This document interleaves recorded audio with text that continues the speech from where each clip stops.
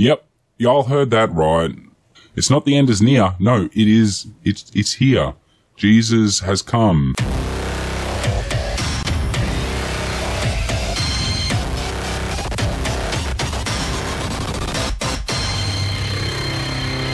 G'day, Not Jehovah's Witness here for a look at this year's Circuit Assembly of Jehovah's Witnesses. Be strong. The part of the program that I'm going to be focusing on will be the afternoon section, which begins, unfortunately, with music. That'll be song number 102 for those who still have their Sing to Jehovah book. After that, we'll go into the experiences and then a summary of the Watchtower, their magazine. So sit back and try to relax as I take you through at least part of one of Jehovah's Witnesses' circuit assemblies. All are invited to stand and sing together song number 102, entitled Assist Those Who Are Weak. That's song number 102.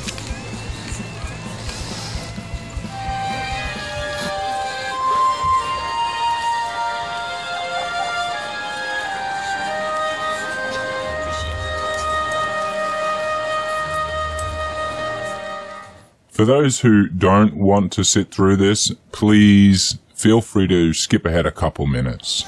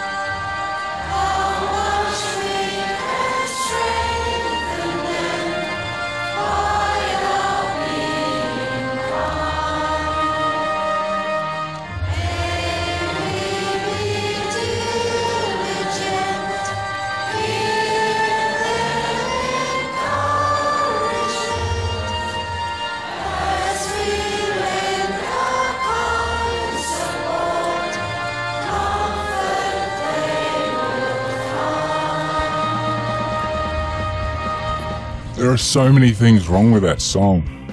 Not a least of which, none of it fucking rhymed. Like, what the hell? That was the worst written thing I've ever heard. Now, I want to apologise for any former dubs who did sit through that, because I know it can be a kind of eerie experience listening to that singing. It's probably only going to get worse. Everyone else, if you're still hanging around, thank you. It's probably just going to get worse. So, I hope you're ready. Let's do this. Please be seated.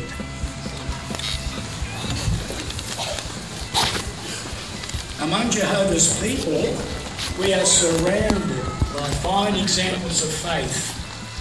Considering and imitating their faith can help us to grow strong. Now we will hear from some in our own circuit who, like Caleb, continue to serve Jehovah zealously despite advancing years.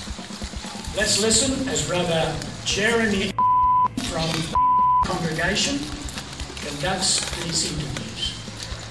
At Psalms 84 verse 10, the sons of Korah said, "A day in Jehovah's courtyard is better than 1,000 elsewhere." We can all appreciate that satisfaction we get from service we give to Jehovah.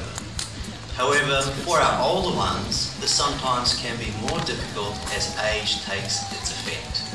What we'd like to do, brothers and sisters, is interview two long-standing servants of Jehovah who certainly have shown zeal for ministry despite old age taking its effect in this system. We have Brother 57 years baptised, and then Sister 60 years baptised just last week. That's 117 years of dedication they have given to Jehovah. Do you notice how they constantly bring it back to what they've done for Jehovah and how much they've helped Jehovah or served Jehovah or done for Jehovah? That's all this is about. And of course, remember, Jehovah has been replaced by the Watchtower organisation. Let's ask how these two have been able to keep their strong faith and show zeal for ministry. Sister Naomi, first of all, can we ask you, what is your challenges that you face? Well, as you mentioned, as we get older, our energy levels are just not the same. We just don't have the strength. And like a lot of us older ones, I have arthritis in my joints, and so that makes it a little bit harder to get around in the territory. And then we have a lot of these high-rise homes with all these steps, and you look at those steps and you think, oh, I've got to climb a mountain here. So it looks rather daunting at times. This is a very elderly and frail lady describing what she goes through to do her witnessing. This is what they put her through. And she takes it like a champ, mind, but she takes it as if it was an honor and a privilege. And how do the Jehovah's Witnesses thank her? By making her go up on stage and explain her story, probably slightly changed just to make it more appeasing for the audience, and then say this. So certainly appreciate that. And Bob, please tell us those challenges that you face. Well, somewhat similar. As you get older, you get a few more problems as you go along. I feel a little bit like Daniel.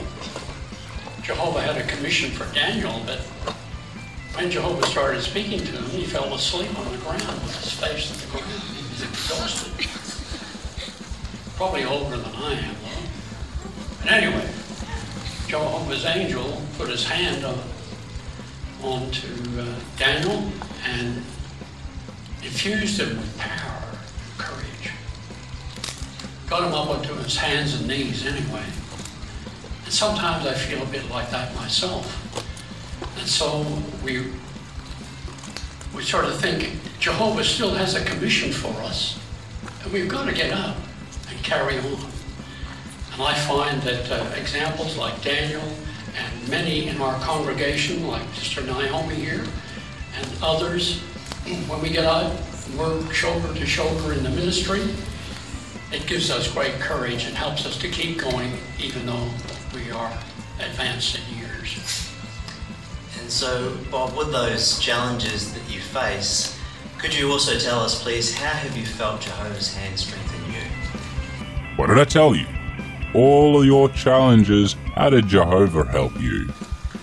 Well, I often worry about having a purposeful ministry, because sometimes things go wrong, and for quite a while you can't even get out in the ministry.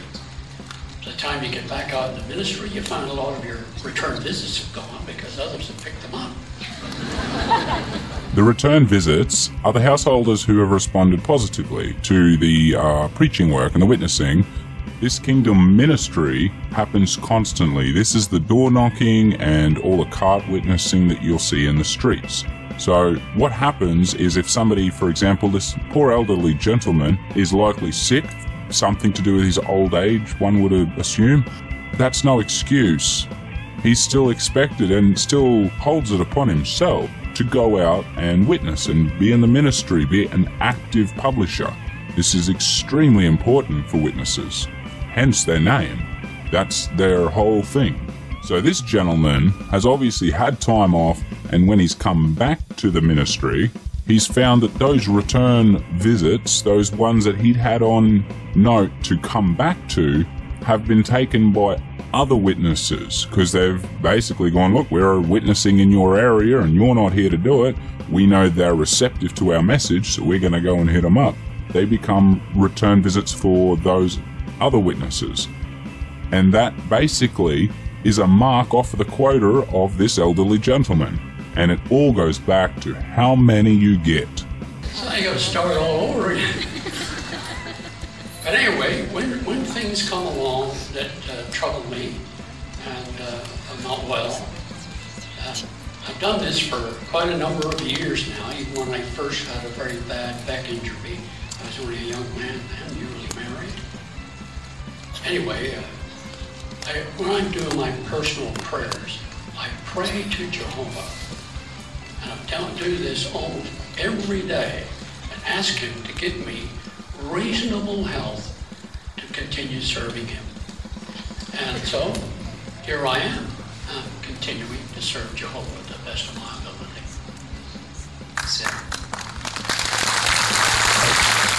This is when my ears start burning, because this sort of thing is fucking dangerous.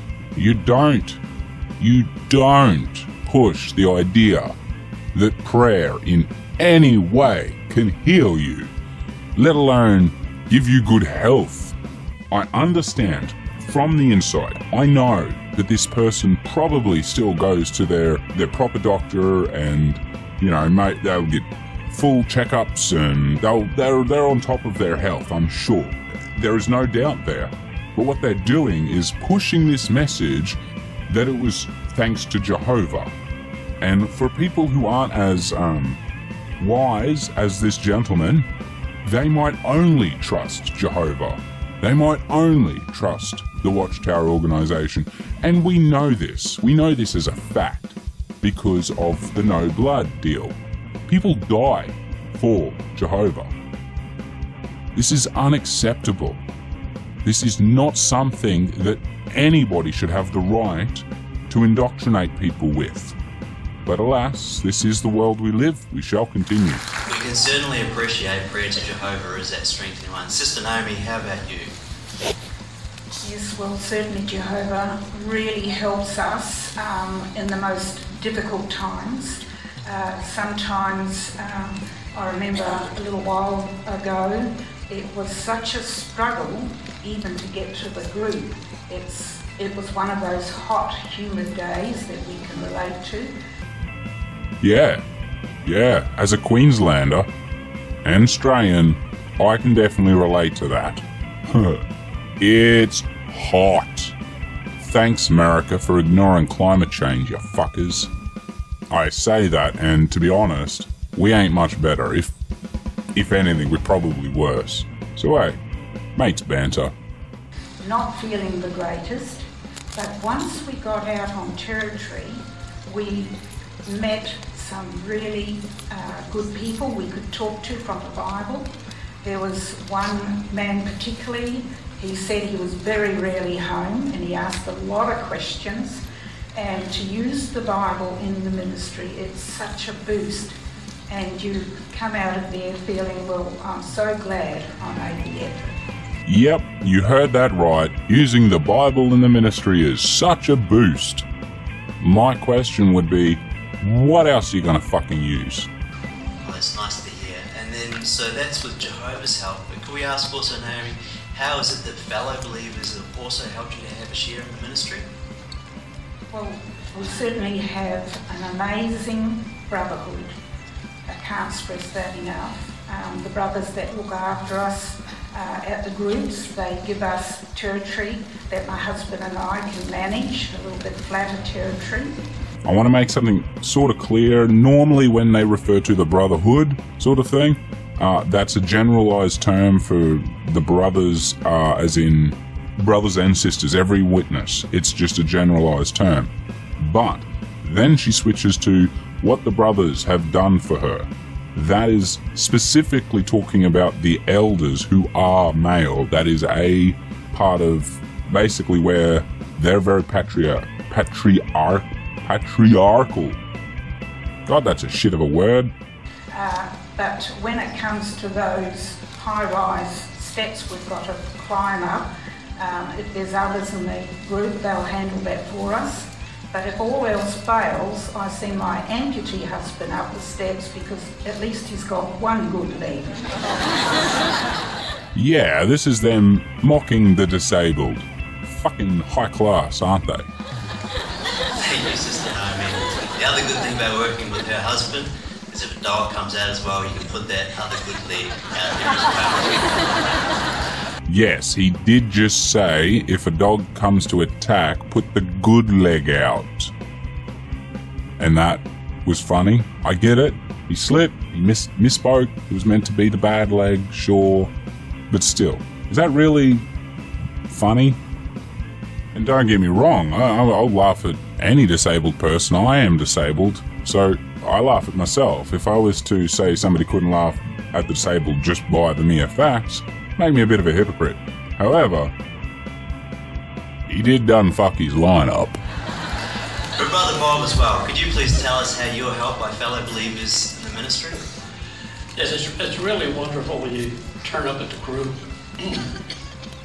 and they sort the group out. And just like Naomi, they always make sure I've got a bit of level ground, no hills. I can get down them all right, but getting back up again is a bit of a problem. But anyway, also too, I find the example of other brothers and sisters are very helpful to us. And not only that, but even the group study, our group leader. Oh, are you guys falling asleep? Because I fucking am, and I think he is too. Anyway, he looks after us too. And because I haven't been very long here in Queensland, I kind of get lost. So he makes sure that I get on the territory. If I'm lost, he comes looking for me. So I'm really well looked after. So what he's basically saying is when he misses a few houses, the elders will actually come out and find him. Granted, he might be lost, but make sure he goes to every house in his territory. That's his job. Oh, that's very nice. But most importantly, can we ask, Bob, what is it the blessings that you have seen throughout your service to Jehovah? Well, once again, I think of the scripture, third letter of John, and about verse 3, I think it is, in that letter, where John said that he talked about having no greater blessing than that he could hear that his children are still walking in the truth. And I have to appreciate that. No great effort on my part. I'm pleased to be able to say that my sons continue walking in the truth to this time. At this point, I had to ponder my own decisions in life, considering that I am 2 of 3 boys who also don't follow the path of the truth. I also considered the fact that the 2 family members who are still witnesses were part of this program. I wondered exactly what they might be thinking about me, especially considering I was in the audience. I am curious to know what they know about me, because I'm honestly not actually too sure how much they've figured out about what I do. I was wondering about the level of pride my mum holds still in me, given that I'm not a witness, and in my older brother, given he isn't either. And I wonder what comparisons my mother holds with my little brother, who's a baptized witness. One thing that it doesn't make me do is want to go back. It just makes me want to get them out more. I made the right decisions. I just feel bad that maybe a year or more ago, I might have had different opinions. And just a few weeks ago, I had a real thrill when my daughter-in-law,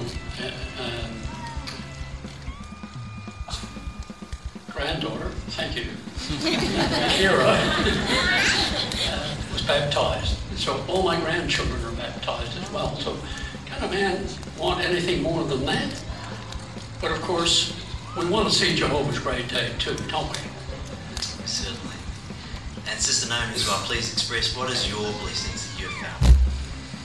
Well, I think it's a great blessing that we're involved in this final witness.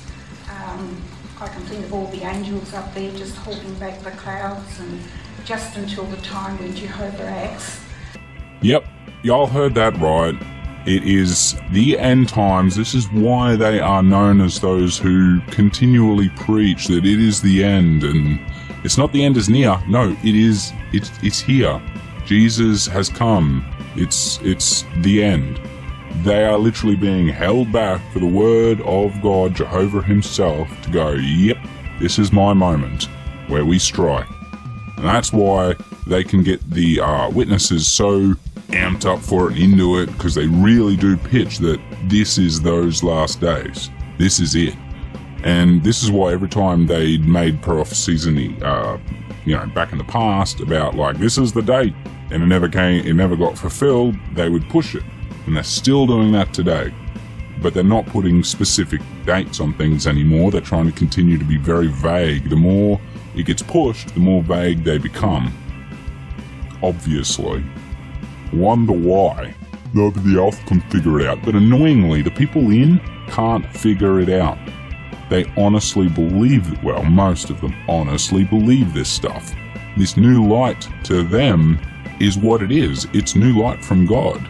This is direct wisdom from Jehovah, through the Holy Spirit, through the governing body, directly to them. You see how there's a bit of a bias going on here? But the fact that he's blessing the word, and this is despite what Satan throws at us, Satan's system, because we've certainly had challenging times, very difficult times, and like all of us, but he understands, Jehovah understands our maker, and he knows how to look after us and comfort us. And we're also very comforted in the fact too, like Bob, that our immediate family are very zealous in the truth and a very good example. So that's a great comfort. And our spiritual family, the support of the congregation. And we would not want to be anywhere else. Well, that's certainly blessings that we do appreciate. Thank you, Bob and Sister Naomi, for your zealotry.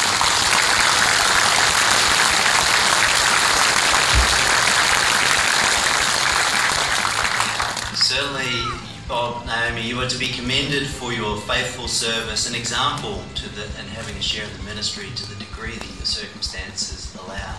But brothers and sisters, how is it that we can show support for these ones? Or perhaps next time at our family worship night, could we ask some questions? Ones like, how can I give my time? How can I show concern for our loved older ones in my congregation?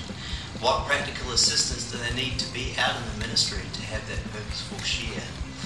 Certainly, importantly of all though, is our prayer to Jehovah. Let us never forget our faithful older ones and be specific to Jehovah, asking for his blessing on their ministry, but also in ways that he can support them as they carry on.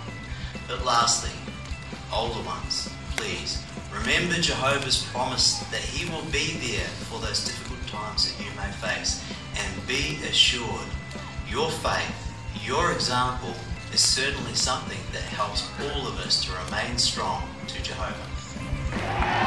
Thank God it's over. Oh my God, I thought that would never... Wait, we're not even close. So, what I might do is split this up into parts. This will be the first part. That was really painful. That was difficult to sit through. I hope you sort of enjoyed it. If you didn't enjoy it, which I think would be likely, well, I hope it was educational at least. But anyway, thank you very, very much. Make sure you hit all the cool buttons so, it helps me a lot and makes you feel really good about yourself that you are helping. Because to be quite frank, I am just a nobody, and you guys, everyone that watches, everyone that subs, everyone that follows, everyone that joins me on Twitter or Discord, and especially anyone and everyone that is a patron of mine, thank you.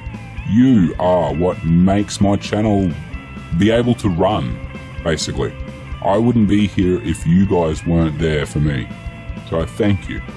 I hope you've enjoyed this. There are going to be probably 2 or 3 more of these, so look out for them. Anyway, I've been your imaginary underworld apostate, not Jehovah's Witness. As always, cheers for watching. All I wanna do is live.